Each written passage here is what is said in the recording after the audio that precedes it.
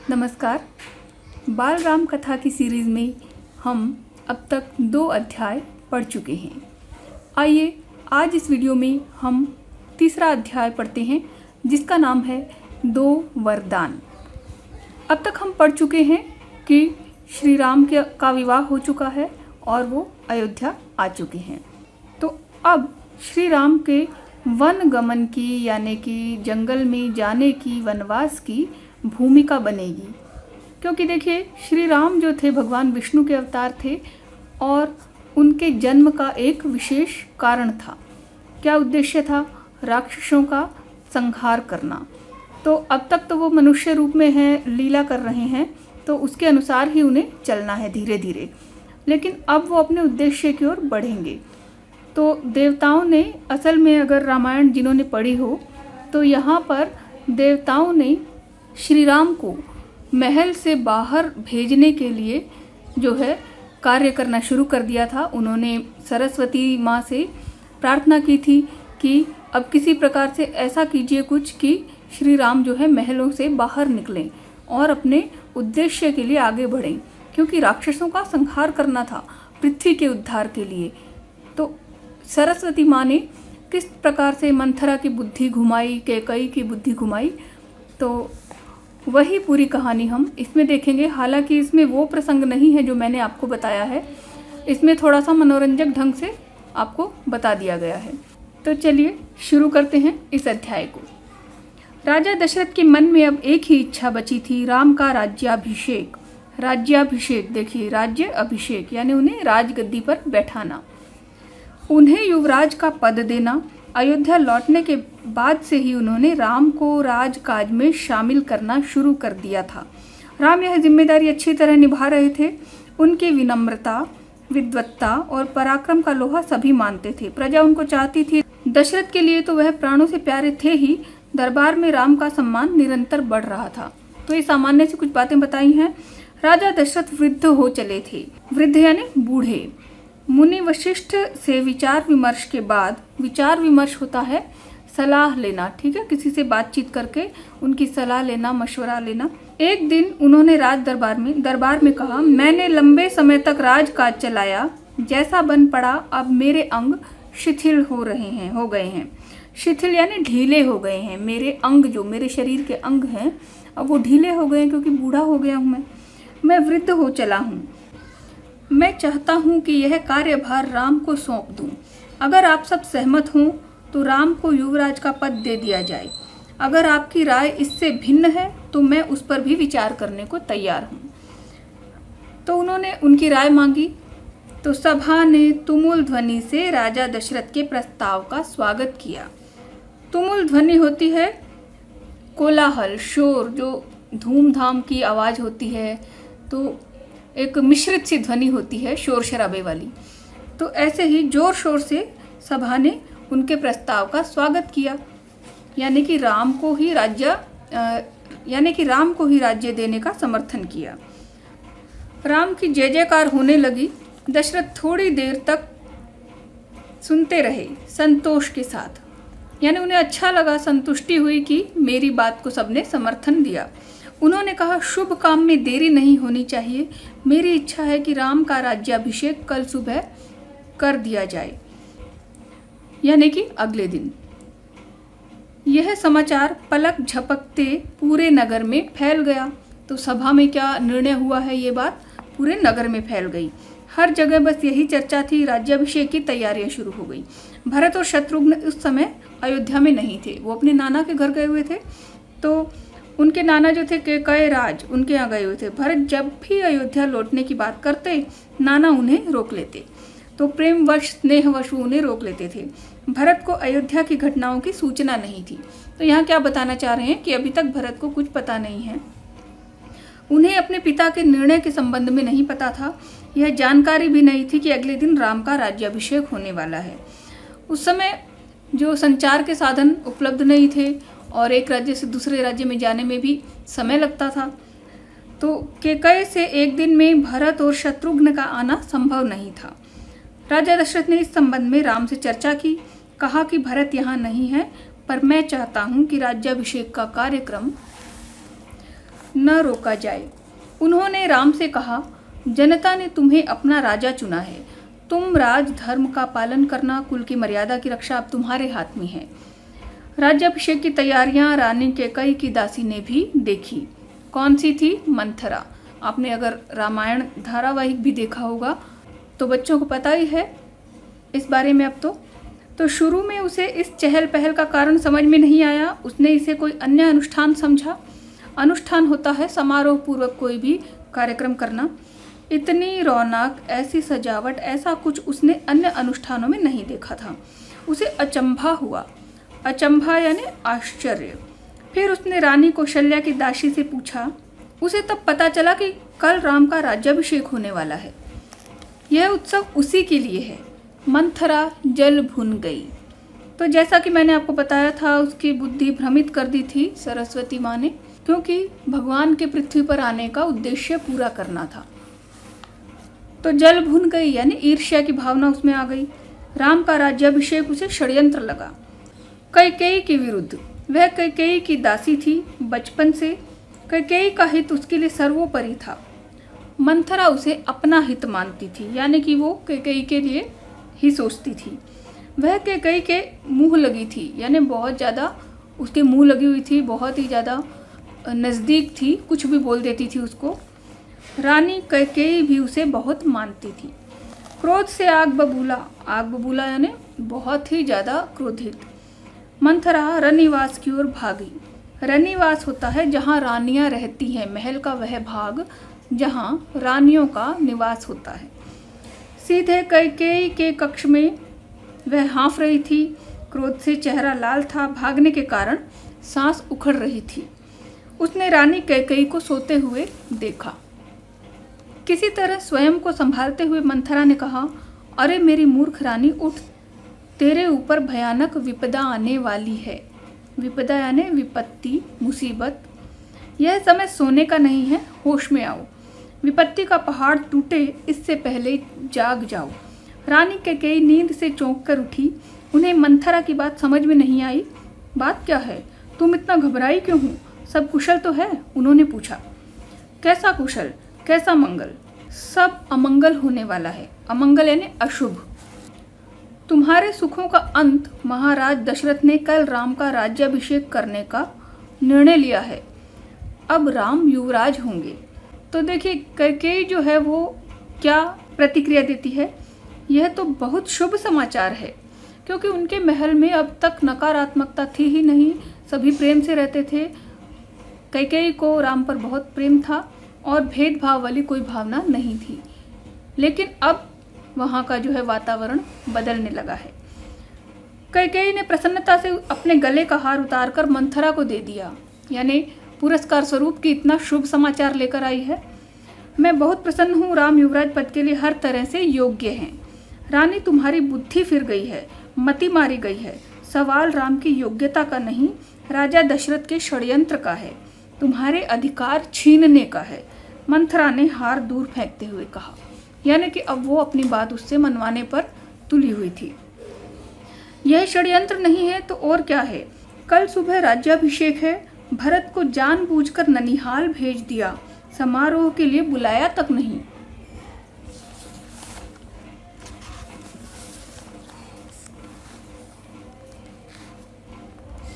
कैकेयी का स्वर उग्र हो गया, यानी कैकेयी को क्रोध आने लगा ऐसी बात सुनकर। उन्होंने मंथरा को डांटते हुए कहा, राम के प्रति मेरा अगाध स्नेह है। अगाध यानी बहुत गहरा। वह मुझे माँ के समान मानते हैं। तुझे इसमें षड्यंत्र दिखाई देता है? इसमें षड्यंत्र नहीं, राम के बाद भरत ही राजा बनेंगे। राज सर्वदा ज्येष्ठ पुत्र को ही मिलता है, तो ऐसा नियम है। राम बड़े बेटे हैं तो उन्हीं को मिलेगा, इसमें षड्यंत्र कैसा है? पर मंथरा ने क्या किया? उस पर इस फटकार का कोई प्रभाव नहीं पड़ा। उसके लिए यह दशरथ का षड्यंत्र था।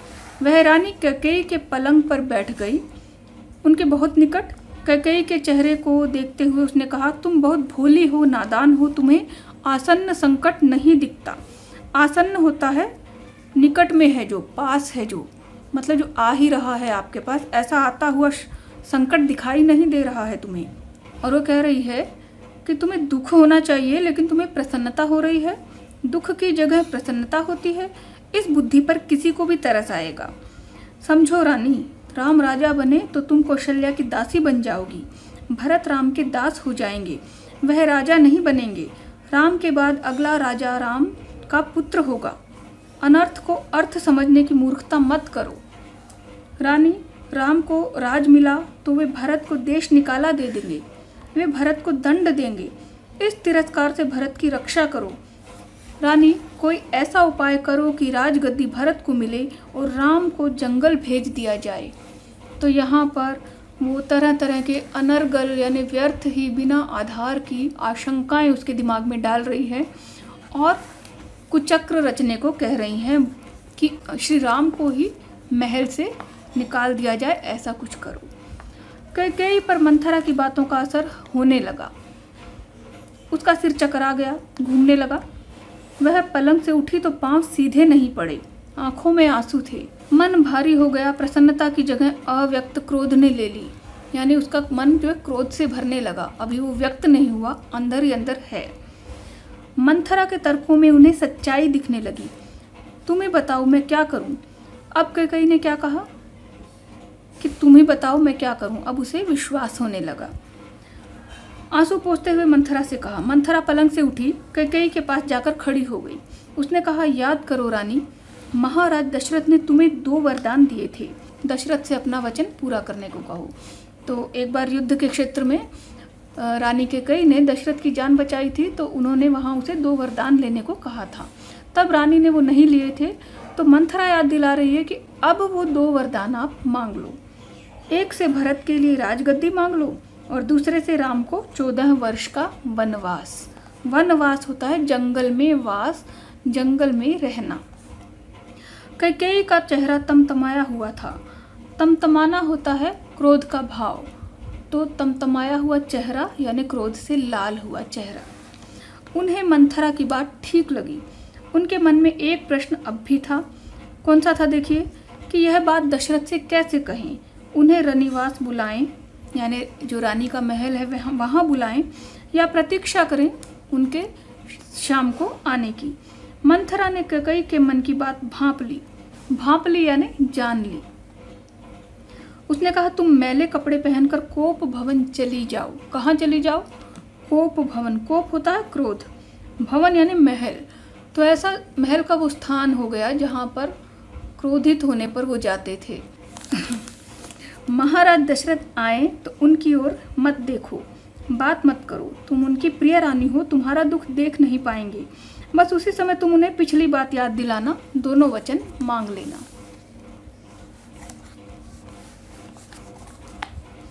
मैं ऐसा ही करूंगी, महाराज का षड्यंत्र सफल नहीं होने दूंगी।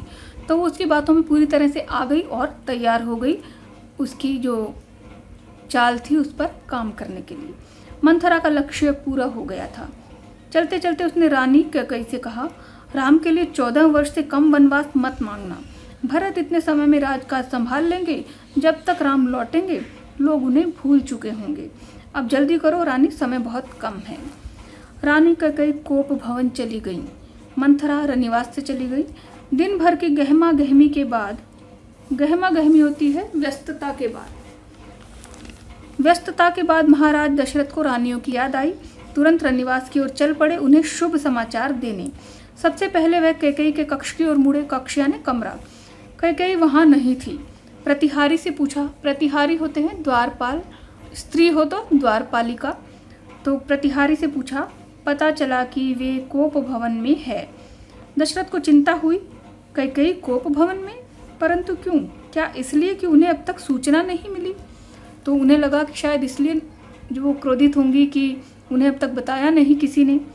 मैं उसे अवश्य मना लूँगा, दशरथ ने सोचा। दशरथ कोप भवन का दृश्य देखकर हैरान हो गए। उन्हें कुछ समझ नहीं आया। कैकेयी जमीन पर लेटी हुई थी, बाल बिखरे हुए थे, गहने कक्ष में बिखरे हुए, कपड़े मैले। तुम्हें क्या दुख है? क्या हुआ है तुम्हें? मुझे बताओ। अस्वस्थ हो? राजवैद्य को बुलाऊं? राजवैद्य यानी जो राजमहल के चिकित्सक होते थे, जो इलाज करते थे। दशरथ ने कई सवाल पूछे, कोई उत्तर नहीं मिला। कैकेयी रोती रही। तुम मेरी सबसे प्रिय रानी हो, मैं तुम्हें प्रसन्न देखना चाहता हूँ, तुम्हारी खुशी के लिए मैं कुछ भी कर सकता हूँ, धरती आसमान एक कर सकता हूँ। दशरथ ने कैकेयी को मनाने का बहुत प्रयास किया, उत्तर उन्हें फिर भी नहीं मिला। दशरथ भी भूमि पर बैठ गए। भूमि यानी पृथ्वी, जमीन, विनती करते रहे। विनती यानी प्रार्थना करते रहे विनयपूर्वक। हाँ, मैं बीमार हूँ, कैकेयी ने कहा। मैं अपनी बीमारी के संबंध में आपको बताऊंगी, लेकिन पहले आप एक वचन दें, मैं जो मांगूं उसे पूरा करेंगे। राजा ने तत्काल हामी भर दी। हामी भरना होता है हाँ करना, स्वीकार करना। कहा, मैं राम की सौगंध खाकर कहता हूँ, तुम्हारी हर इच्छा पूरी करूँगा। महाराज दशरथ ने राम की सौगंध ली तो कैकेयी उठकर बैठ गई, क्योंकि उन्हें पता था अब वो पीछे नहीं हट सकते हैं। आप मुझे वे दोनों वरदान दीजिए जिनका संकल्प आपने वर्षों पहले रणभूमि में लिया था। रणभूमि होती है युद्ध भूमि। महाराज दशरथ ने हामी भरी। कल सुबह राज्याभिषेक भरत का हो, राम का नहीं, कैकेयी ने कहा। दशरथ भौचक रह गए। भौचक भी वही शब्द है, भौचक्का रह जाना, आश्चर्यचकित रह जाना, जिसमें कि धक्का लगता है। उन पर वज्रपात सा हुआ। वज्रपात, वज्र होता बिजली, पात यानी गिरना, तो जैसे बिजली गिर गई हो ऐसा हुआ। थोड़ा रुककर कैकेयी बोली, राम को 14 वर्ष का वनवास हो। अब दूसरी बात भी बोल दी उन्होंने।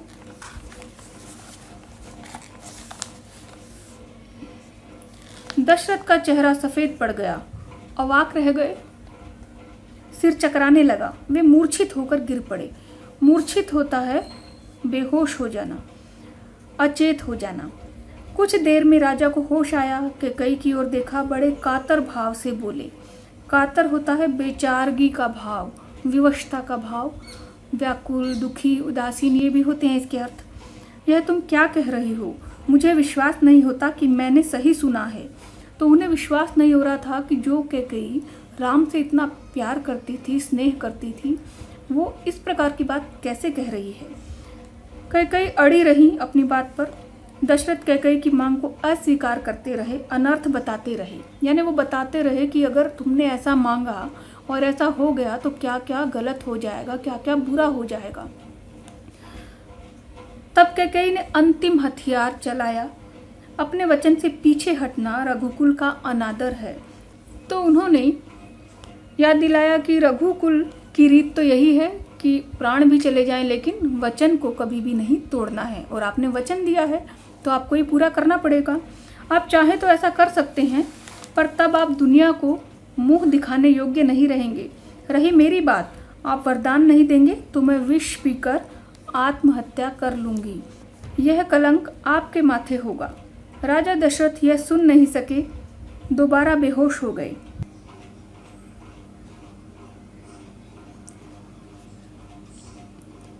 राजा दशरथ यह सुन नहीं सके, दोबारा बेहोश हो गए। रात भर बेसुध पड़े रहे। बीच बीच में होश आता, वह कैकेयी को समझाते, गिड़गिड़ाते, धमकाते, डराते, पर कैकेयी टस से मस नहीं हुई। सारी रात इसी तरह बीत गई। तो इस प्रकार हमारा तीसरा अध्याय 2 वरदान पूरा हुआ। आशा करती हूँ ये आपको अच्छे से समझ आ गया होगा। मिलते हैं अगले वीडियो में।